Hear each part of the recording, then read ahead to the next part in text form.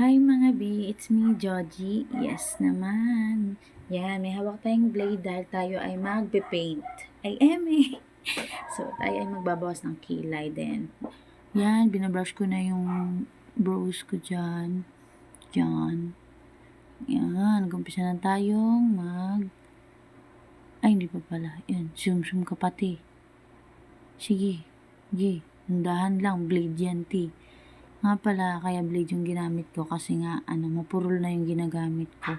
Kaya, todo dahan-dahan talaga ako dyan, pero nangangapa pa ako nung una kasi ngayon lang ako ulit nakapag-blade, gamit ng blade. Yun, so, yun. Actually, nasugatan ko talaga yung kilay ko dyan. As in, yan, kaya siya namumula. Pasensya na din sa sugat ko sa kamay. Ayun, sige, next is brush. Adjust.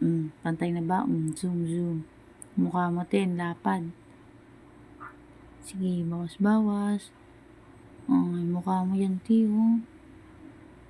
Kaya tayo nagbabawas kasi super sabog na ng kilay natin. Ayan, sige, adjust pa.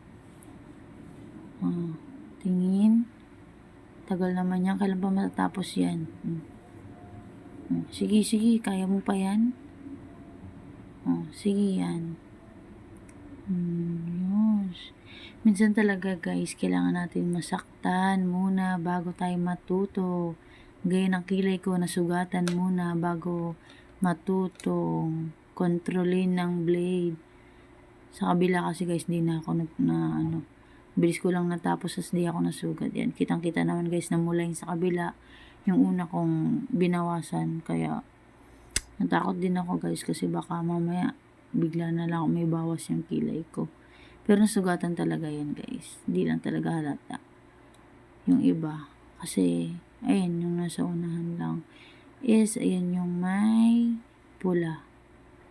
Yan, sige. Hindi pa na kontento. Go. Sige. Kaya mo yan, ti. Sige, brush.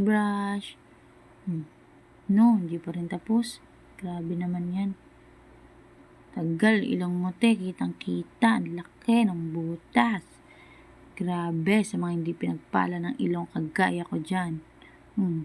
Tapos na te? Ay, hindi pa rin tapos ate girl nyo. Oh my God. So, ayan na. Patapos na ata siya dyan. Yan, pa-approve na siya. Turo niya yung kilay niya. Naglagay pala ako dyan ng moisturizer aloe vera. Para din mamassage yung face ko bago matulog. So, ayan guys. Sinapos ko na kasi. Gagawa na ako ng assignments. Yan. Go. Massage lang. Thank you guys for watching. Bye!